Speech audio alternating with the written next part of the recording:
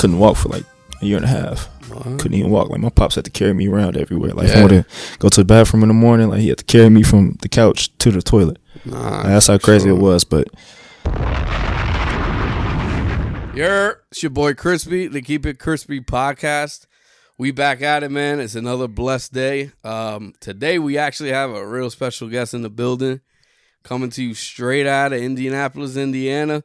Member of the Seton Hall basketball team. Father first before everything. Yes, sir. My brother Dre Davis in the building. Dre, how you feeling, appreciate man? you. Feeling good. Glad to be here. For sure, bro. We appreciate you being here, definitely, and your time and everything. We have, a dope ass episode coming up.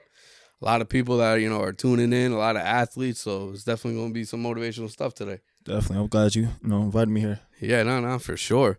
So let's take it back real quick. So growing up, you grew up in Indianapolis, right? Correct. So how was that time while you was growing up there in Indiana? No, it was good. It's a basketball state. So obviously coming up, that was my main focus. My pops tried to really keep me and my little brother focused on basketball. So it was my main focus. And that's really what where life took me. That's what my focus was. Being able to see a lot of great people we talked about before the podcast, like the Greg Odens, like the Mike Conleys, Eric Gordon, and there's a ton of AAU teams out there. So it was it's my main focus. It's my life. It's what surrounded me around. Yeah, no, for sure. Like, listen, when I was even growing up and I was into the ABCD basketball camps and stuff like that, I would always hear Greg Oden's name. A lot of people from Indiana. Different high schools and AAU programs, like you said. So it's definitely a hoop state for all you guys that don't know. They got a lot of ballers out there. So that's pretty cool, man. Were you always like into basketball, like your family and everything? How did that all start? Yeah, always. I come from a athlete family, but most of everybody in my family played basketball. If it wasn't their main sport, they played. So I got a large background. My mom played. My pops played. Both of them coached, so I was always around basketball. Really? Always. Oh, that's fire. And then you also had your brother that you played with, right? Yeah, I played with my brother almost my whole life. He, just transferred on me, but I heard. Didn't play with him. Nah, you got to tell me some stories, man. Growing up, like, did you guys ever say, yo, I got you one-on-one? Like, did you know what I'm saying, have that feud growing up? For sure, all the time. We had a hoop in the backyard, so it was a bunch of brawls in the backyard, Pops always just take us to the gym, like, roll the ball out, play one-on-one. Yeah. Nah, that's fire, man. Imagine just growing, because I'm an only child, so I didn't grow up with anybody. I was just playing basketball outside by myself. For sure. But it was always like a dream just to have like, a brother or somebody that I could just, just talk crap with and just, ball out every day. That's pretty dope, though. There's a bunch of wars back in the backyard. Yeah, for sure, right? For sure. Damn, that's dope. So once you grew up and you were into basketball, did you play any other sports, or was it just mainly focused on basketball? I tried every sport. I think that was something my parents wanted me to do. Just try. I ain't have to like it. Just try every sport. See what I like. See what stuck. See what didn't. I was really big into football as well, but I had a lot of concussions, so you had to stop that very soon. Yeah, nah, that's a fact. You could definitely get that. You playing football, man. It ain't all sweet and games. So, nah, that's for sure. So, what high school did you go to back in Indiana? I went to Lawrence Central. My little brother went to Warren Central. My pops ended up coaching for Warren, but I went to Lawrence Central all 4 years. Oh, word? Yeah. Oh, no, that's pretty dope, though. So, when you was in high school, were you, like, ranked back then, or how was that time? So, I didn't get ranked till going into my senior year of high school.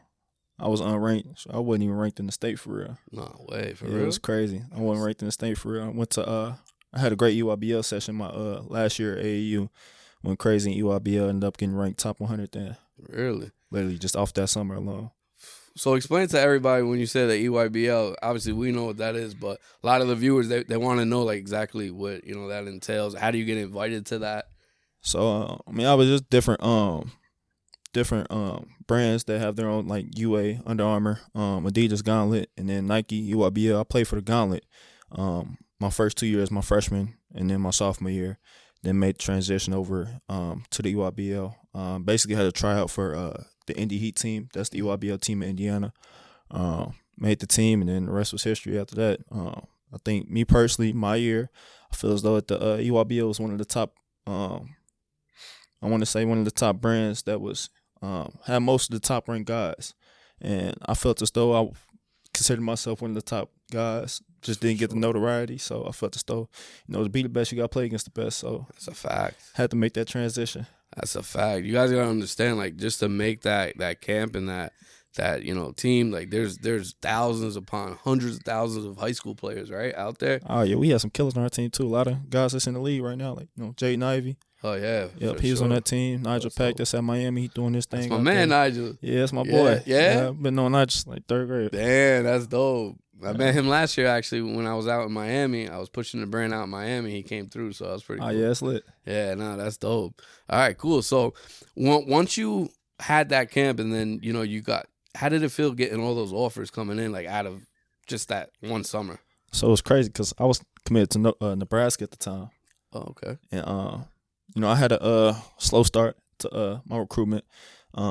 Nebraska showed me a lot of love. One of the assistant coaches I'm still good friends with to this day.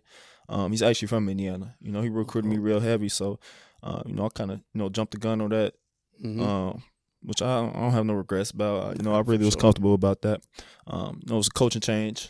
Yeah. Decided to open up my recruitment, and then, after that, it kind of exploded. But, by that time, I kind of already had narrowed down my schools to where I wanted to go. So. That's dope. Okay. And then you ended up choosing Louisville, right? Correct. Cool. How was the time over there in Louisville? Oh, it was great. It was great. It's definitely an experience. It was a lot of up and downs with just it's a lot of things behind the scenes that was going on. My second year, obviously my first year was COVID. But overall I think it was a great experience especially for me, with that being my dream school, coming up. So I had a great time there. Now you was kind of near home, right? Indiana and Louisville. Yeah, it's about an hour and a half away. Yeah, so that's chilling right there. That's for cool. Sure, for sure. So during COVID, how was that whole adjustment that you had to adjust to? I ain't gonna lie, it was rough. Yeah, it was rough.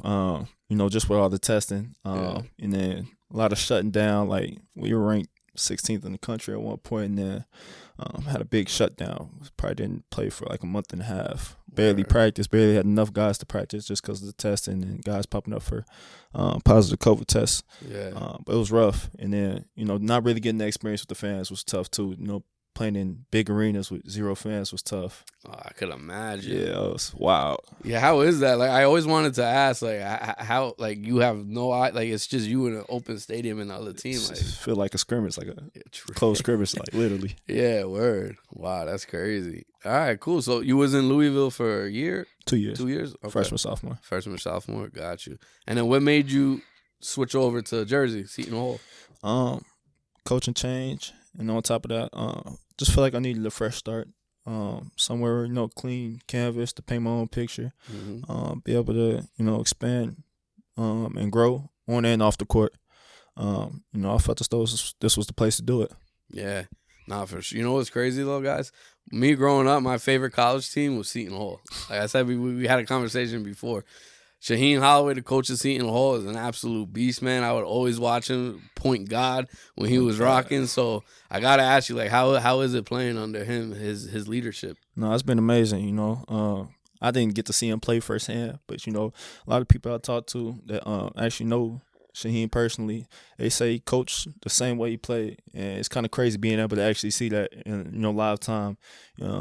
He really gets into it. He's really passionate about the game, and you can really see it in like real time, like certain plays that happen, he's real energetic, real into the game. Yeah, for sure. It's almost as if he's out there playing still. So, it's been a great experience. Oh, man, that's amazing, bro. And how was it playing with your brother for the year you was there last year? It's amazing. I didn't get, we was 2 years off from playing with each other, so it was good to be able to get back on the court with him again.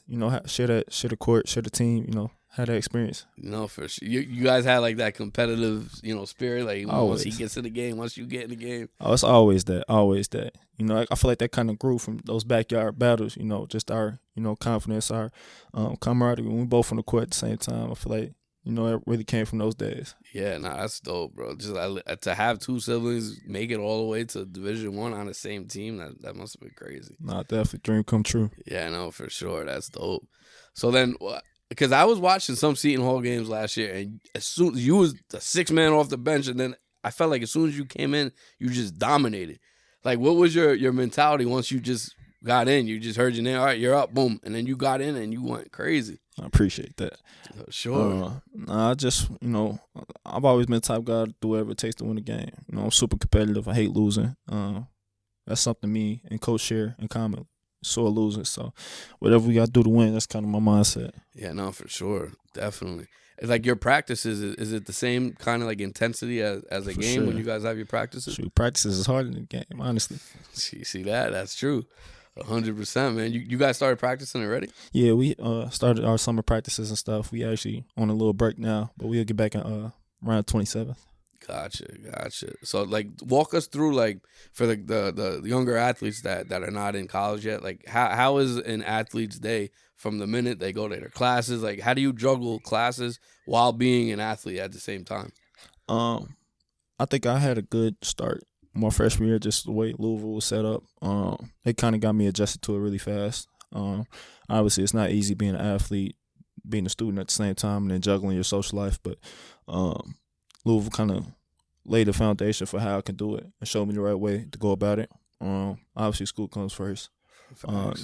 Make sure I'm on time to classes, knocking out everything I need to do in the classroom, setting up study hall times just for me to get in, knock out that work, and after that, just focus on straight basketball, especially when I'm in between them lines, just solely basketball. No, that's 100%, man.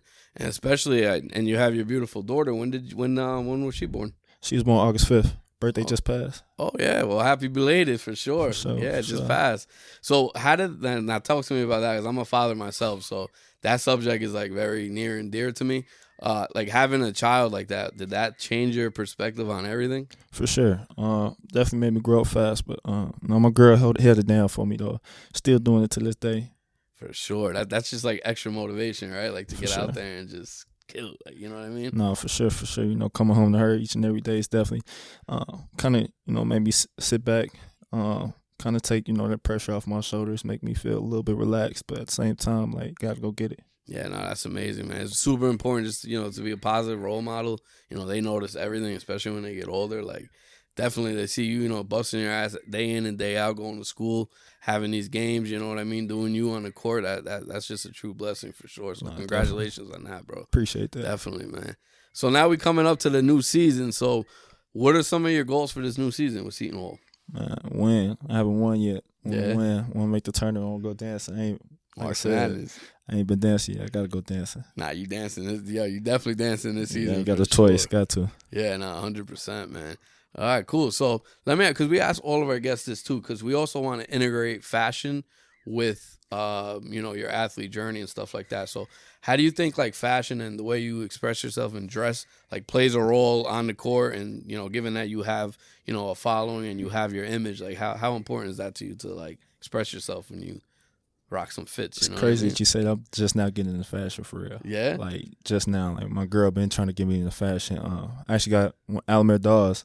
Been hanging around him a lot. He's been trying to, kind of open that door into my fashion. Yeah. Kind of teach me, just different ways. It's nothing set in stone. You can express yourself in different ways, and like whatever you like, that's what you like. And you gotta rock it. That's 100%, man. It's whatever like you're feeling, guys out there. Like if you're feeling a certain way and you want to rock something, don't matter what other people think.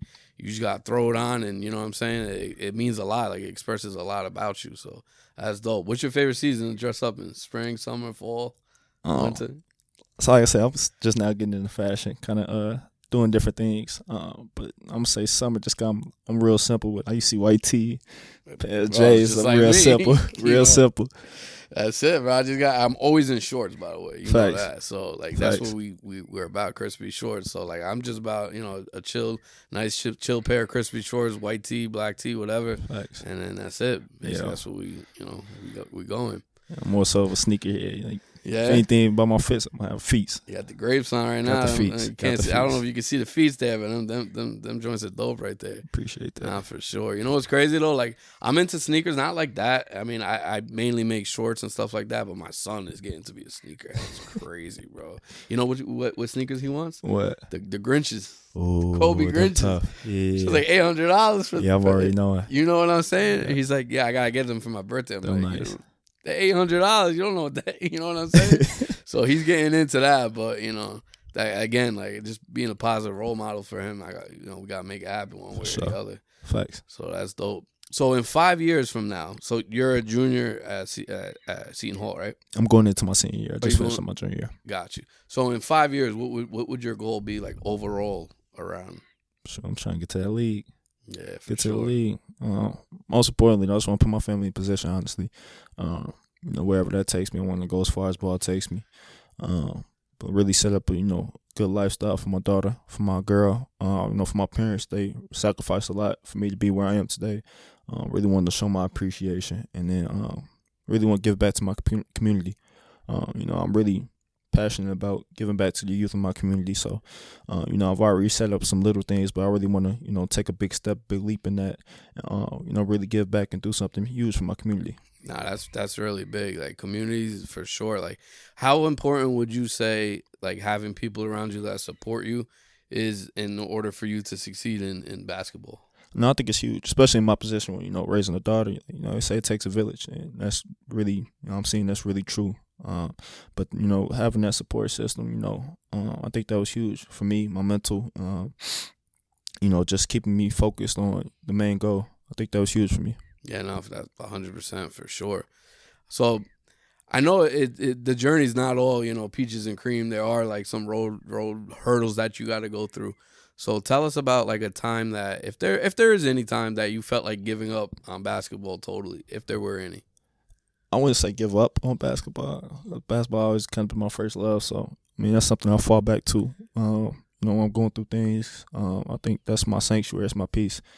But being away from basketball was the tough part. Not many people know, but I had surgery on my feet. I couldn't walk for like a year and a half. Couldn't even walk. Like my pops had to carry me around everywhere. Like if I wanted to go to the bathroom in the morning, like he had to carry me from the couch to the toilet.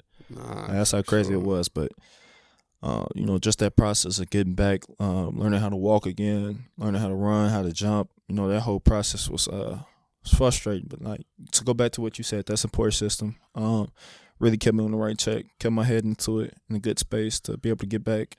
But I feel like that was the toughest part, was being away from basketball, not necessarily basketball itself. Yeah. Nah, you see like that right there.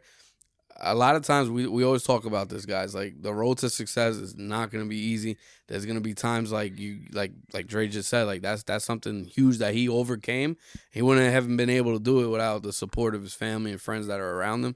So moral of the story, guys, like through that whole process, I'm sure you were just like believing that in yourself for the future, like this was all gonna just pass and you were gonna go to where you needed to go to, right? For sure, I'm a firm believer that everything happens for a reason. Whatever you go through, it's for a reason. It's for you to learn something, get something out of it. So it's kind of the mindset that I have. Nah, that's true. That's facts. Wow, I didn't know that, but yeah, man. Like, I mean, you're a walking example of making sure you surround yourself with the right people. Because there's a saying, if you're around 5 bums, you're the 6th bum. Facts. You know what I'm saying? So like, why would you want to do that? You want to be around positive people, and you want to be around people that inspire you to do better or have what you want. Facts. And then that's how you're gonna be able to grow. So that's dope that you said that, man. But so what when you were growing up, did you have like a favorite player or a favorite team that you was always what I'm saying, like into and watching? I'm a Heat fan. I'm gonna say that I'm a Heat fan, but growing up, I've always been like, I ain't gonna say like, I've always watched a couple people. Kobe Bryant being one of them. That's my all-time favorite player. For sure. That's kind of where I get my mentality from. Just every time I step on the court, I want to be a dog, and that's how Kobe carried himself. So Kobe was my all-time favorite player. Yeah, nah, for sure. Yeah, he's a legend, man. We all know that. So that's definitely. So would you say that like you model? Because I know you're a beast on defense. Like, is that like one of your priorities? Is like being a dog on defense? Because I see you just like you locking people up. They ain't going nowhere. Nah, I think that's more so just a pride thing. Yeah, pride. But nah, it's crazy you said it because like actually that's how I got on the court at AAU. Like that's one of the things like they needed me to do. That's how I was gonna play. So I kind of took that serious, and then from there on it's just pride. Like I take that as pride. You score on me. Like, I'm real prideful about that. It's not happening again. So yeah. That's for sure. A lot of people, they fall back on defense. They think it's just all about scoring, but it's really not. Nah, you gotta play both ends of the floor. Yeah, 100%, man. All right, that's dope. Now let me ask you, for all the younger athletes that are out here, do you have any words of advice that you want to, tell them, because a lot of them are just getting into basketball. Maybe they've been playing and they haven't broke out yet, and they just, they feel like giving up. And what would you say to those younger? Stay down till you come up, man. Run your own race. Everybody's life, everybody's situations are different. You can't compare yourself to anybody else.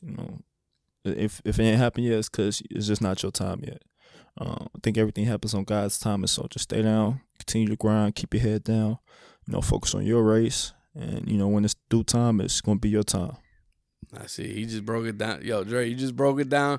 We've been preaching this on the channel and my Instagram, and like for everybody that's been following us forever. Like, it's on God's timing. It's not on when you want it to happen. You know what I'm saying? You could be busting your butt day in and day out, working hard and whatever you're doing, and you're not seeing no results, but then you give up right before it happens. Literally. You know what I mean? Like, you can't control what happens. Like, it's already set in stone. You believe that, right? For sure. Yeah. For sure. Like, your destiny and everything is already set. It's just that you got to go through the process, and you got to go through that time in order to achieve what's already out there for you. So you broke it down, perfectly, man. You gotta believe in yourself too. Whatever you do, believe in what you're doing. For sure, right? Yeah, definitely gotta believe in yourself. We say that all the time. We actually have a quote here: "The world is yours." Facts. That's what we live by. So, in your own words, what would you say "the world is yours" means to you? Shoot, whatever I want, I gotta go get it. It's on me. If I want it, I gotta put my mind to it. It's gonna happen. There you go. Said it right there. Literally, like, you guys gotta go out. The world is a huge place, man. Everything is up for grabs. Everything. It's right there. You know what I'm saying? Like, you gotta just go out there and take it. I say this all the time, but you can't be afraid to take risks. Okay. Tell everybody about some risks that you've taken during your journey? I'm sure it was a huge risk coming from, where you were at in Louisville, Indiana, to Jersey. No, for sure, it was a huge risk. Just from the standpoint of, I could have been comfortable at Louisville and stayed there, but like I said, I needed a new start. I feel as though that was best for me. But that was a risk. Especially with a daughter. Some first child. New parent coming out to Jersey, far away from home. That in itself was a risk, but I think it's gonna pay off in the long run. Yep, look at that. So if there's no risk, there's no reward. Period. If Dre's able to do that with a fresh, brand new family, and still go to school, and still play ball, and still have his goals, and still work out, and still bust his butt, there ain't no excuse for anybody that's out there sitting around on the bed all day trying to wonder why things are not happening. There's definitely not, man. So kudos to you, bro. That's very hard to juggle. I was a young father too, probably around the same age as you when I first had my kid, and it was one of the hardest things ever, but it's one of the biggest blessings you could ever have. For sure. So definitely, man. So before we wrap things up, and we do what we always do, going around looking for whatever your favorite pair of shorts are, you can have them. Do you have any shout outs or anybody that you want to recognize real quick? I want to say, shout out my city, Indiana. Shout out my moms, my pops, my support system. Most importantly, shout out my girl Makia Keith. That's my dog. She been holding everything down for me, and my baby girl. So shout out her for sure. For sure, my guy Dre. It was appreciate you being on the podcast, man. Definitely. And we're gonna wrap things up. Stay fired up. You heard my man right here. It's living proof. Anything is possible. Keep your mind to it, and let's get crispy.